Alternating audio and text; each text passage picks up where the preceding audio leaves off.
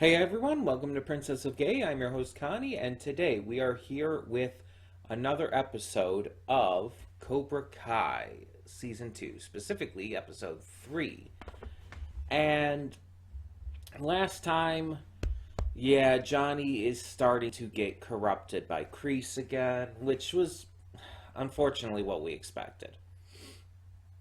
Because with Kreese back and Johnny falling for his manipulative bullshit, of course, he's going to start falling into some old ways, including doing some training with the class that's just not okay. Very dangerous, very just fucked up. But Kreese likes it, and right now that seems to be what Johnny cares about. Which is terrible, but I don't even blame Johnny for this. He's like being pulled back into this loop of manipulation and trauma. He feels like he needs to do this because he almost like feels like Kreese has that hold over him still, has that control over him. And it sucks. Excuse me. It sucks. It's terrible. And it's something he's definitely going to have to fight out of. And hopefully he does it sooner rather than later, and hopefully is able to get out of it before anything bad happens. Unfortunately, I don't think that's going to be the case. But we'll have to see. I'm definitely still interested in where this is going to go, though. Because we've also got Daniel and Miyagi-Do Karate starting up. Got two students. They're starting to learn. They're starting to get it. And they're dedicated to not putting a stop to Cobra Kai, not to, beating them, but to trying to help them.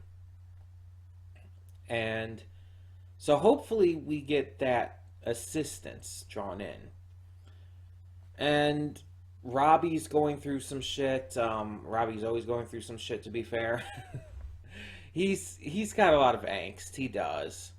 But he also has a really shitty life because of his parents. So I don't necessarily blame him. It's just he's got a lot to deal with. Excuse me. And it's going to be hard for him. And it's just we have to hope that Miguel starts to come back from his dark side too, because he's definitely not in a good place either. So we're just gonna kind of have to see where this goes. Hopefully, it starts to go into a good path. Because I don't want this entire season to feel dour, I don't want it to just be a bunch of, sadness and regret and rage and whatnot. I want there to be some feeling of success, some feeling of progression to this. Because Season 1 blended both. Season 1 definitely had its downfalls in terms of, the events of the story. And I'm not saying that is a bad thing. I just mean, there were low points to the characters and their stories. And there were also high points. And it's just, it blended that. So far this season, though, it's been almost entirely low points for them. The only high point would be when Daniel and his wife were doing the sales thing at the dealership. It's like that was pretty much everything else has been really sad and upsetting. That's the only part that has had some high spirits to it. And I don't want it to be all depressing like that, I'm really hoping that there is some good energy within this season. Uh, but either way, we are just going to, excuse me, we are just going to get started on this and hope for the best. And sorry for all the yawning. This is my first thing I'm recording today, and honestly, I am just a bit tired, if I'm being honest. I haven't been awake for long. But all of that being said, let's get this going. So when the screen fades to black, pause this redirect and go to the description below. Follow the link to the reaction, and after you watch it, come back here to the redirect and resume play. Because after it fades black and then it fades back in, everything from that point forward will be my afterthoughts and will contain spoilers to the episode. So, with that being said, thank you so much for tuning in, and I will see you at the reaction. And we are back, and we'll begin with spoilers in 3, 2, 1, now. So, that episode really flew by. I guess just the age-old adage works here. I mean, time flies when you're having fun, right?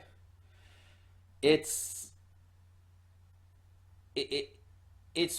really, like, genuinely surprising to me how fast that felt, how short that felt. I genuinely thought there was at least 5 minutes left in the episode, at the very least. But no, it was the end. It just went by. It's wow. Anyway, so this episode focused on the continuing downfall of Johnny and Cobra Kai.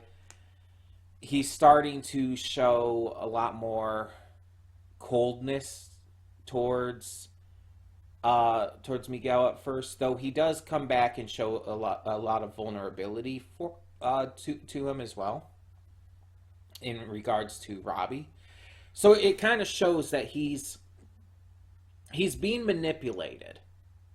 Kreese is getting to him, but he's still holding on. He's still grasping on to the right thing. Everything that Miguel taught him, everything that he learned through bringing back Cobra Kai, all the growth that he had is still there. He just has to, accept it and deny Kreese. Which, yeah, it's not going to happen that quickly or easily, but it does need to happen. We see Miguel and Hawk confront him about Robbie, but he brushes them off and punishes them for snooping. But he does eventually tell Miguel about how he wasn't even there for Robbie's birth and how he's been letting him down ever since. And how it's the biggest regret of his life. And I believed him completely. And part of that is because of William Zabka's phenomenal acting. Like, the dude is genuinely great. Like, people just don't give him enough credit, I feel. Like, I feel like I don't hear a lot from people about this series. Like, I hear people talk about it, and, like, when the new season had come out semi-recently, whenever that was, I definitely heard people excited for it, but I just don't hear a lot of discourse about this series, and I definitely don't hear much of anything about, like, the specific acting performances. Everyone is great, like, much better than they even were in the original movies. And part of that comes with age and experience. They've done other roles and stuff, of course, but, like, holy shit. Like, you look at Ralph Macchio compared to the original movies, or compared to other roles he's been in, like My Cousin Vinny, and it's like, he's so good in this. He's so believable. He's so, like, likable and well-directed, and just, he clearly knows what he's doing. Not only to bring this character into the modern day as an older, more experienced karate master and, car salesman. But he knows how to make it feel so real to the point where it comes across naturally in every way, and the performance again is excellent. William Zabka was, let's be honest, in the original Karate Kid movies, corny as fuck. He was a corny, over the top villain. But his performance in this is so, like, powerful. He has so much depth to him. And you can tell, like, he is giving it his all. And it's so impressive. And even the young actors and all who are playing these kids, it's like they're doing so well. Like the one kid, Hawk's friend, I can't remember his name right now, but he could very easily come off as cringy and corny. But he doesn't. He comes across as this naturally portrayed, anxious, nerdy kid. It doesn't feel too over the top. It doesn't feel too goofy. It doesn't feel cringy. It feels natural. Hawk's overly aggressive attitude also could be something that could come across wrong. It could come across as being cringy, but it doesn't. Miguel going down his dark path. All of this. Robbie's angst. Yeah, it doesn't. And I'm so impressed by that because these actors are so damn good that they're able to make this feel natural. And the actual karate shown, it's like, I don't know like how much of like the stunts and everything, especially the really advanced stuff that the actual actors are doing, or if there are stunt workers in this, I don't know. But if they're all actually doing this, like, huge props. And I wonder if like if William Zabka and Ralph Macchio were doing this too, because I actually don't know if they did their own stunts and stuff in the original movies and everything, and definitely don't know if they are here. But again, if they are, that's also super impressive, and it's seamless in the way it looks. Like, at least for me, I can't tell if there are clear, like, there's certain movies or shows you watch where it's like, oh yeah, you can clearly tell that's a stunt worker and not the actual actor. You know what I mean? I don't see that in this. It looks like just natural, and maybe it is. Maybe it is just them. That's possible. I don't know. But it looks so good. All of the karate scenes, like when you see Miyagi Do doing their demonstration, then Cobra Kai comes in, does their demonstration. It's like both of them look really fucking good. And not to mention the showmanship on them. Were both fantastic and for different reasons. Miyagi-Do's was fantastic with the showmanship because of how classic and meditative it was, because of how much it like meant in terms of just the general feeling of martial arts. As someone who had taken karate when I was young, even though I didn't stick with it for too long, admittedly, I just didn't. Miyagi-Do is definitely more of what you would get in real life karate classes, at least the one I took. It's not all about the fighting and the breaking of shit and all. I mean, that's in there, but it's more about like self-defense and, specifically being like calm and relaxed and just patient. And then by contrast, you have Cobra Kai's demonstration. High energy, big music, sparks and everything. They're fighting more aggressively, clearly.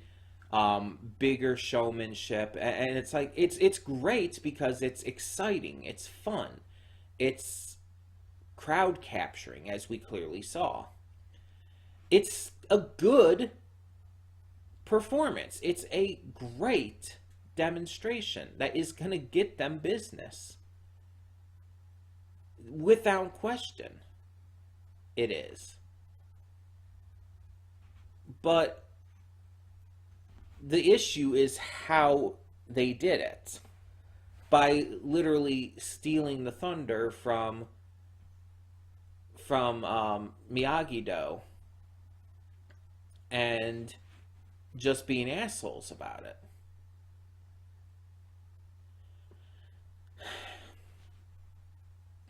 And speaking of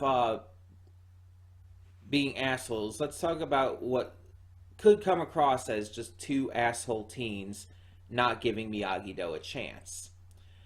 Um, because I don't think that was an unreasonable response from them.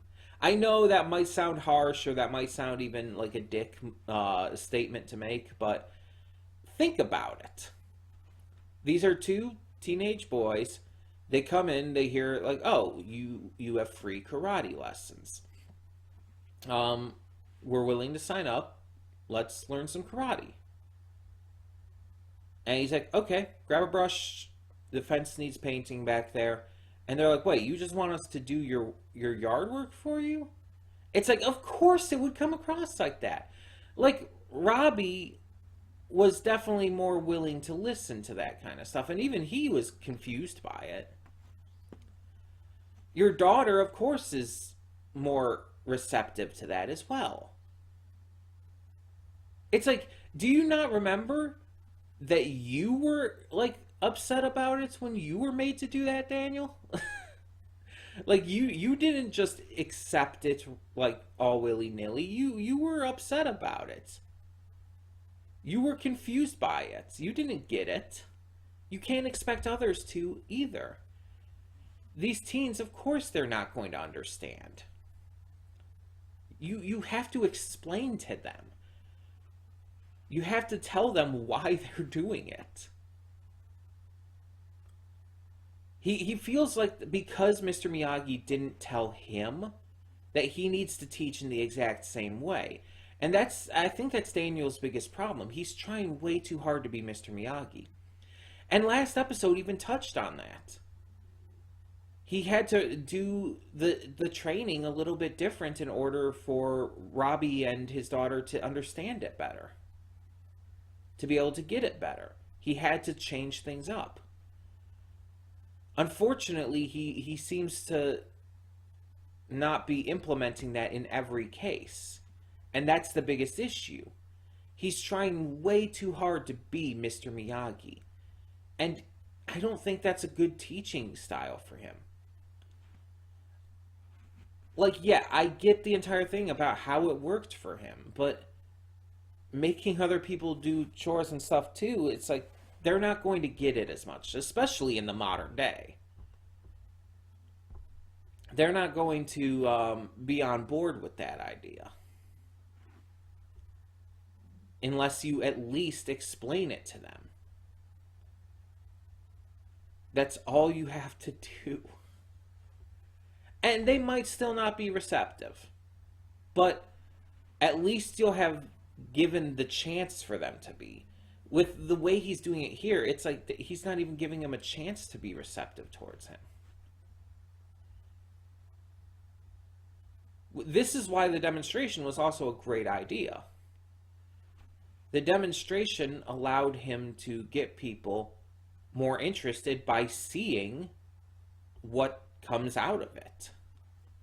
By seeing a demonstration of, a performance. That's good. It's giving incentive with example. And so people would have been more receptive if Cobra Kai hadn't interfered. Hell, those two students might have even come back. But things changed. And I don't think that's happening anymore. with those two possible students. I mean, the two teens. Um, yeah, it's just a simple mistake, and I understand why he made it, but that was his problem there completely. It was something that he needed to fix. And speaking of though, like with what I said before, speaking of Hawk's friend, this episode also kind of hinted that he's going to join the dojo because it showed that he was very interested in at least the clout that you get from being in karate, and you saw his looking on and everything, and he you can see he's interested. So I think he's actually going to join after that. But we'll have to see for sure, obviously. It's impossible to say for sure until we see. Um, but yeah, I also think the fact that Daniel called out Cobra Kai in his commercial was a big mistake. Calling them out was it just it added fuel to the fire and is what really caused Cobra Kai to retaliate. If he hadn't done that, they probably wouldn't have done anything because they wouldn't have minded or even thought it would do anything. But the fact that Daniel actively called them out and basically put them on the burner and everything in a way that anyone would be able to guess what he was talking about. It's like he was being kind of a dick, and it's like, come on, Daniel, come on, you're better than this.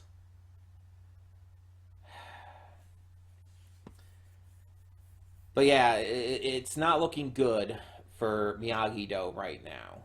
Only two students with that demonstration ruined. Probably not many more coming, though there might be a couple. Um, and Cobra Kai is surging. Let's be honest. Um, and the last thing I want to end on here, just end off on the funny thing about this, on the little gag that they had at the ending part.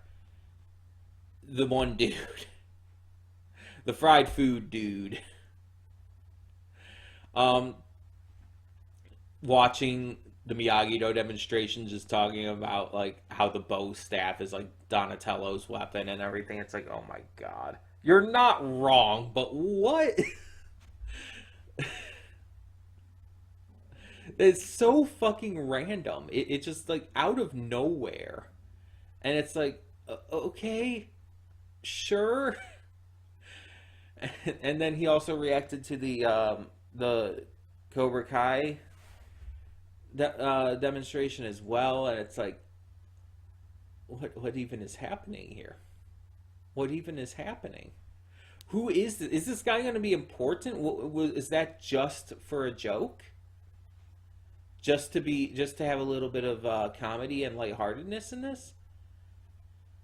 It seemed almost too random to just be something random. You know what I mean? It seems so out of place that it comes across almost as they're trying to do something. Is this character going to be important? I'm genuinely curious. What if he ends up joining? Because I think it's only been mostly teenagers right now who have joined either dojo. What if he ends up joining one of them? That would be interesting. I mean, and to my knowledge, adults can join karate dojos typically. I mean, when I took karate, like there were adults there too, people of all ages. Like that was never it was never like a kids only class or whatnot. Like I was training with adults, like legitimately. um, but yeah, I mean some dojos probably do have like classes for adults specifically and classes for kids specifically, but the one I had was like everyone. um, and with this, I could see this going either way, I guess. But either way, I think they'd still accept him on as a student. I think either sensei there would be perfectly good with that. So, I mean, we just have to see. Um, if that does even end up happening, of course, because it's super unclear if that was just meant to be a joke or not right now. It probably was. It probably was. I'm probably just thinking too much into it, but it just really felt too random to be random, if that makes any sense at all. Um, but either way, tell me in the comments below, what did you think of this episode of Cobra Kai? And for now, I'm Connie and I'm signing off. See y'all next time.